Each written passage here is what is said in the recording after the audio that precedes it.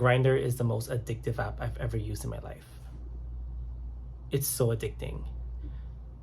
The app makes it very easy to find sex.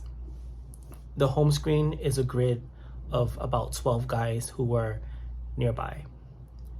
It's proximity based, so the first 3 guys are probably in the same building as you or at a nearby store or cafe, and the app constantly refreshes. So as you walk through your city or even when you travel, the app is constantly changing and showing you more guys.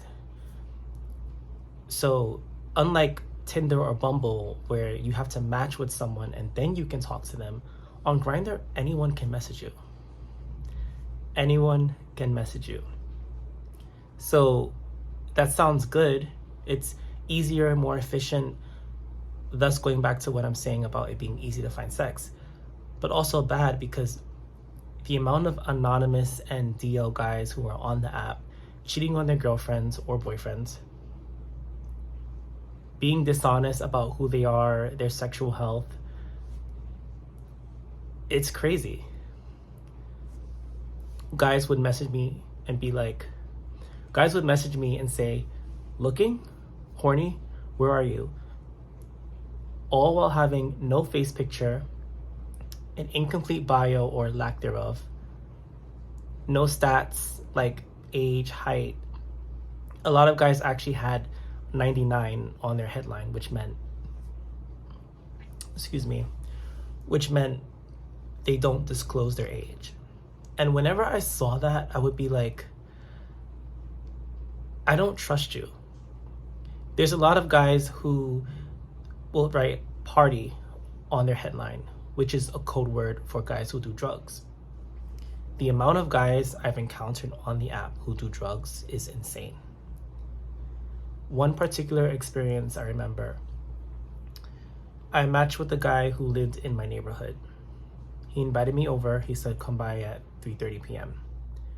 When I got to his building, I couldn't get inside. So he buzzed me from his phone. It wasn't opening. So I said, just come downstairs. When he came downstairs, he didn't even look at me or say anything. He just signaled for me to come in. We get into the building and we're standing in silence. He doesn't say hello. He doesn't say, how are you? No pleasantries, no small talk. We didn't even introduce ourselves. The elevator door opened and another person got in with us. The ride to his apartment was so awkward. We got upstairs, he opened his door, and he immediately went to the counter and grabbed a beer and asked if I wanted one. I said, no thanks. And he started drinking it. We get to his couch and he just pulls down his pants, just like that. And I was like, oh wow. And he was like, yeah, I wasn't kidding. As soon as we come in, pants down. We hook up, and when we finish, he walks over to the counter again and grabs another beer. So now he's on his second beer, and he's like, bathroom's there, I could turn on the shower, and he's just being very transactional. So we're sitting and talking, and I'm like, can I be honest? You look really out of it. And he says, yeah, I haven't slept in 4 days. I'm surprised I'm still standing.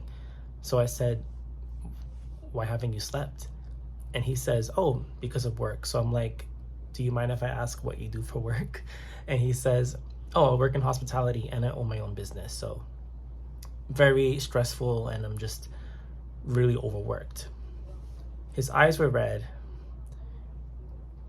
He was a very serious and stoic guy, and he didn't really seem personal. Like, he wasn't interested in relationships or being social.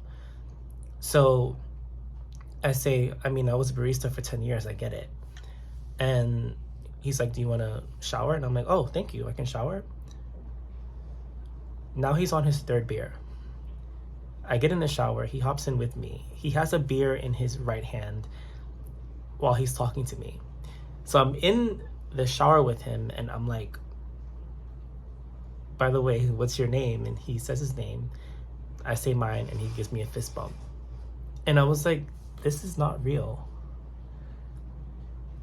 I mean, he was a very masculine guy, so that's normal for him. I'm the same way. When I interact with guys, I also fist bump. But I found out he was doing drugs. And I found out later, like when I left his apartment. But I remember being in shock because he didn't look like someone who did drugs. He was physically fit, attractive, intellectual. He spoke 3 languages. He understood the sociology of things. Like the way he spoke, like I could see a lot of myself in him, and I could see how we would be compatible. But you don't know who you're talking to on that app. Anyone can say, yeah, I'm a sane, decent guy looking for the same, no drama, no BS. What does that mean? Everyone's sane. Everyone is a decent guy, right? Like anyone can make a resume and say, I speak 2 languages. I've managed an entire office before. I know how to use Excel or Microsoft Word. And then when you interview them, they know nothing about the company or lack the experience to work there. But just the amount of drugs, alcoholism, people lying, people cheating on their partners, people were just so messed up and they had so much trauma. And I had to delete it. I couldn't do it anymore. I couldn't do it anymore. On one hand, I thought maybe I'm addicted because it's easy to find sex. It's right there. And the more you do it, the more you feel like you need more.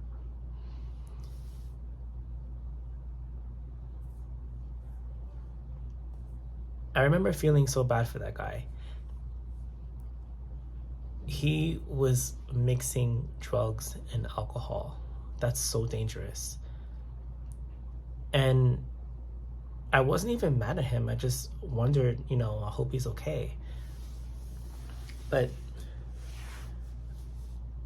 Grindr just isn't really an app for people that want to actually connect with someone else. I think when you use an app like Grindr, you forget how to be social. You forget how to have a conversation. It's very direct and to the point. Like you can literally meet someone within 5 minutes of talking to them. And I used to always wonder, should I delete the app? And I would feel conflicted about talking about my experiences because I'm a man. I always felt like it's normal for men to want sex and easily get laid, right? Like every man wants to get laid. So what's the big deal? Why is that a bad thing?